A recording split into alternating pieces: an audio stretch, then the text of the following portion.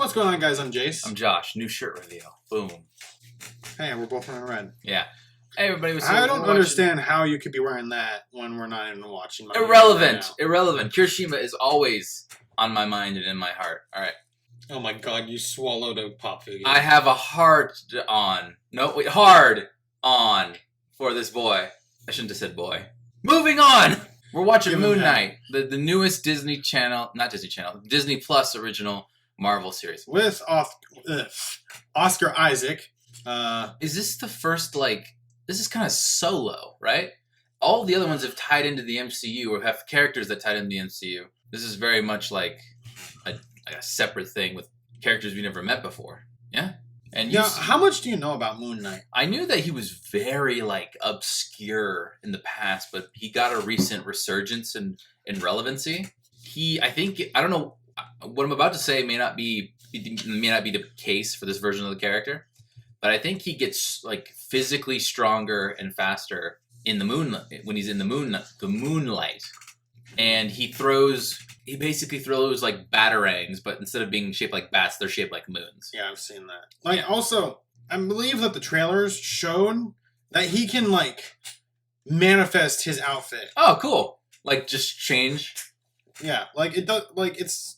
I'm trying to think of. He doesn't I know you said batarangs, but he doesn't have to get dressed like Batman would have to. Yeah, I'm trying to think of an example like that. It's kind of like how Iron Man can just summon his armor, the nanotech. It's kind of grafted onto his skin. He can just turn into Iron Man whenever he wants. I heard that he actually had bits and pieces of armor inside his bloodstream, and that's bleeding edge armor. But they did it a little bit differently for Infinity War. Yeah, that's a little too much for the MCU.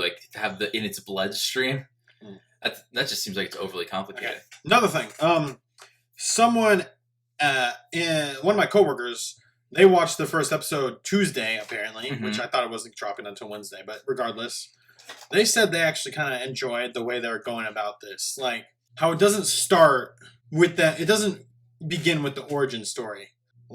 This is just focusing more on the main character, on our regular person, Stephen Grant. I didn't even know that. I mean, I'm a big Marvel comic book fan, but I didn't even know that was Moon Knight's name. Stephen Grant. Just learned it now. So when Stephen Grant, a mild-mannered gift shop employee, becomes plagued with blackouts and memories of another life, he discovers he has a dissociative identity disorder and shares a body with a mercenary, Mark Spector. As Stephen/Mark's enemies converge upon them, they must navigate their complex identities while thrust into a deadly mystery among the powerful gods of Egypt. Wait, what? What about that last part? Okay, I'm already hooked. Anubis. All right. So I actually read the Kane Chronicles trilogy. That's a pretty good, interesting book. So I'm familiar with a little bit of Egyptian mythology. Yeah. So what they said, this first episode, it doesn't really cover much about what exactly happened. It's just he's already Moon Knight.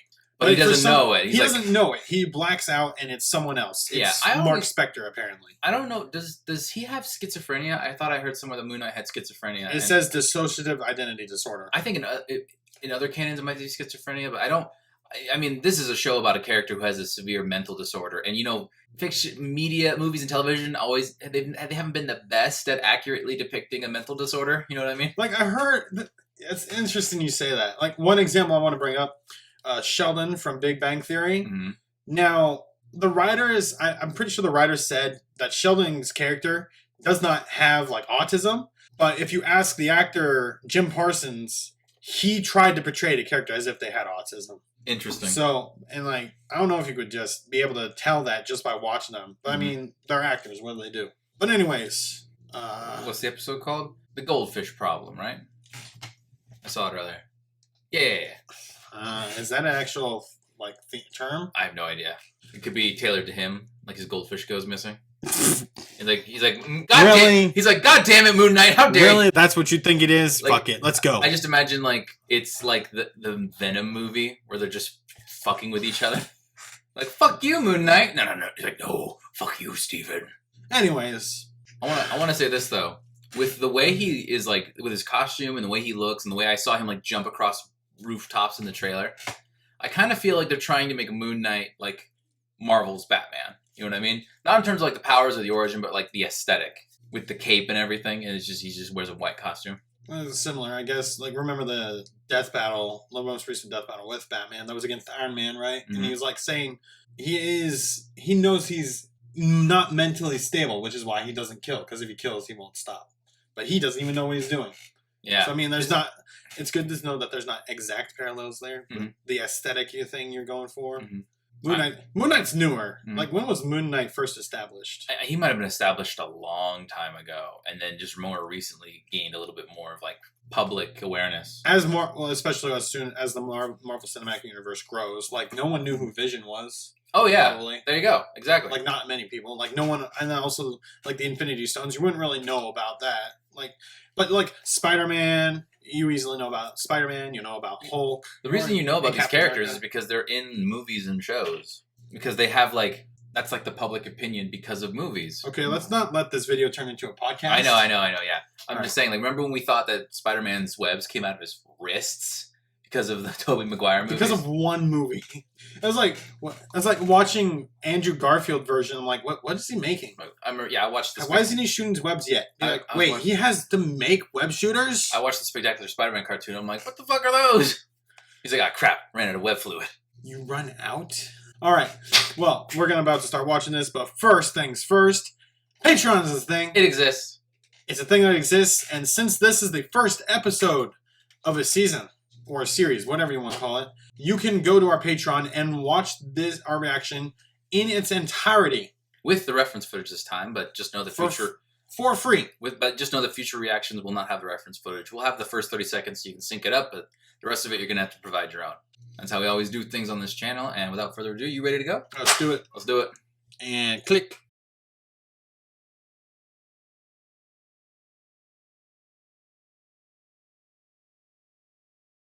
Does it feel like this show just doesn't have a very high budget?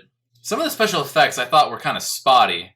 Like that dog, I could tell that they were trying to keep it out of focus because, you know what I mean? So you couldn't really see it. I know. It's like more of mysterious. Yeah, some of it is played up for like the one thing about I think we can all agree on this. I hate when you see like studios put so much money into the special effects that the story suffers. Oh yeah. So that's not really a big thing for me. Because like I can watch like a pixel animation and enjoy the shit out of that if it's a good story. Mm-hmm. I'm not saying the CGI is terrible. It's fine. I'm just saying comparatively to other things, like it looks a little faker. But I mean, as long as it's not ugly and distracting, you know what I mean. Plus it's an interesting story. There's some good bits. I like the part where he's trying to hand the scarab over. The guy's like, "Here, take it. I don't want it." And then he's just like, he pries it. He pried his fingers open like one at a time. Got it. All right, here you go. Damn it! It is fun when he's like trying to escape, and then it just like cuts to like after the violence. He's like, "Oh no!"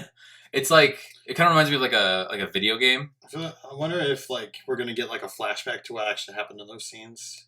I don't think so. I kind of think it's better without it. It's like watching the cutscenes of a video game, and all that stuff that was cut out was like us, like playing the game and fighting those guys, and then it cuts back to the story. Yeah, so I'm assuming that Oscar Isaac does not have an accent, and he's just doing the British accent for the Steven counterpart.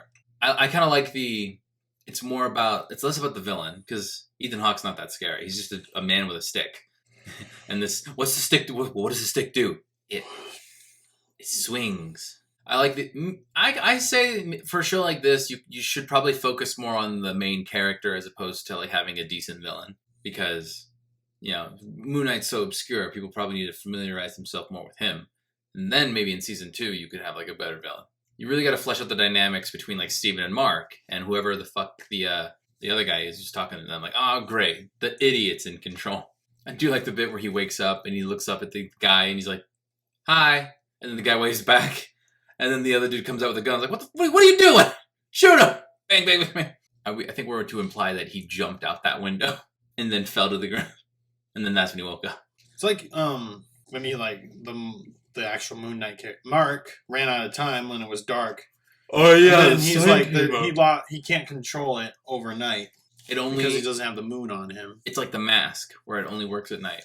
So what's the problem with the goldfish? The goldfish problem? Yeah, is it a different goldfish? Did it grow a fin back? No, okay. We definitely need a flashback for that. Come on, what exactly. happened? It's like, what happened to my goldfish? What happened to Gus? Oh, I was mad at you, so I killed him and ate him. What? Like, yeah, he's in your stomach right now. Definitely. Gus is in my stomach. Oh my God, Mark's not a vegan. Oh my! What was up with the deal? Like he ordered a steak for himself at the end. There was it just like because he was depressed. I guess. And then what was the deal with like? Here's the thing: if you're vegan and you say "fuck it," you don't get a fucking well done steak. Are you kidding me? Why? Because well done steaks aren't good. You want medium well done is awful. You want medium well. So what was the deal with like the girl? What was her name? The girl he had a date with? I don't remember her name. But apparently he got a date and he didn't know about it. So what is Mark like hooking him up like with a girl? If you woke up from that and you like with that whole like weird chase scene, would you think it was a dream or would you think it was real? If you were like in an actual situation. I feel like it was real. I would feel like it was real. I mean, he probably expected that kind of feeling, but it's like, I mean, he doesn't know whether or not it's real. Maybe because he can sleepwalk, he might also be a lucid dreamer. Yeah. Also, like I heard about someone. When you think about a dream, you often think about like, it's a dream when you ask yourself the question, how did you get to this location? I heard about someone I read this on Reddit. Someone who talked about their first time experiencing lucid dreaming. It felt so real.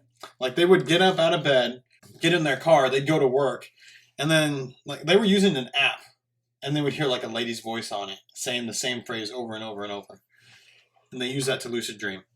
And then they would like get up and go to work, and they were just in the middle of work, and then they'd hear over the loudspeaker the same woman's voice, and then they like woke up like that was their lucid dream. They actually went to work, and they're like, "What the fuck?" And then he got in his car. He was changing the radio station. He hears the voice again. He wakes up again, and it was like he had to go through that 3 or 4 more times before he was like, okay, I don't know if I'm asleep or awake. What the fuck is going on? Sounds dumb. Like, how do you know it's a dream?